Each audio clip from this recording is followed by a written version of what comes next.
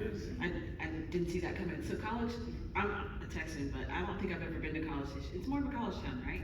It is 70,000 students and a staff that comes from around the world to be there, but still kind of, I mean, we're still in Texas, right? And so we're still in the southern United States. I grew up in Atlanta, and so it's very similar to where I grew up, and so I think that the university's even engaging us on the subject because it's a talent retention issue for them or a talent attraction issue.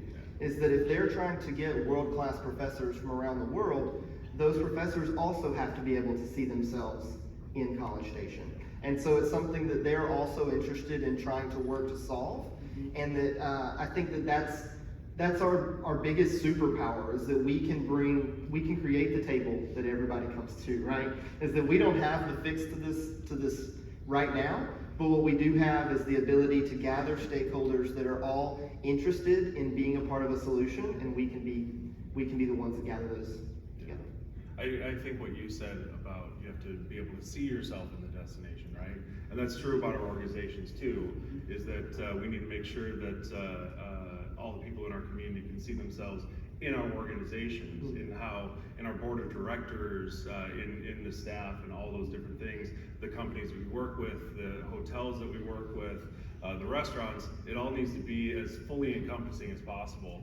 And it can be easy to rely on the same ones who always, we know are going to respond to the lead, we know they're willing to host a dinner, we know all those things, and it can be challenging sometimes to say, you know what, we need to be more representative of other parts of our community, and that's a little bit more work. It's a little bit harder. It's a little bit more outreach for us, but I do think it's really important.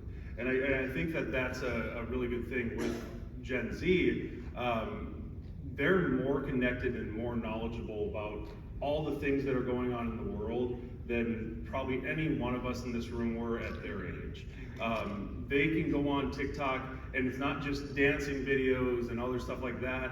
They are learning about what's going on all over the world from people that look like them, that don't look like them, that sound like them, that don't sound like them, and they're being influenced by all of that. And I think that that can be one of those things that can be really intimidating, and it can be really like a thing that makes it hard to understand how to connect with them, because if you're, like my niece is 14 and she watches TikTok, and she's like, we did a book club over COVID, and she's like, let's read Harry Potter. She's like, I understand that J.K. Rowling is an incredibly problematic person, and she's problematic because, and she goes off on, she talks about how J.K. Rowling has said some things out, and for her, when she's 14 years old, to know that, and also to be able to objectively think about that, it's incredible. Yes. And that's the generation. And it can be intimidating, and it can be, hard to understand how to communicate with that.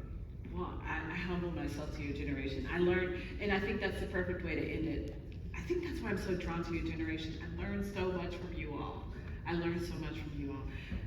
DI family, is this generative for you? Is this tracking for you? Nod of the heads? Yes? Okay, very good. Well, we've reached the end of our session. Thank you so much, Jeremiah. Thank you so much, Marcus. We really, really appreciate you. Thank you for coming.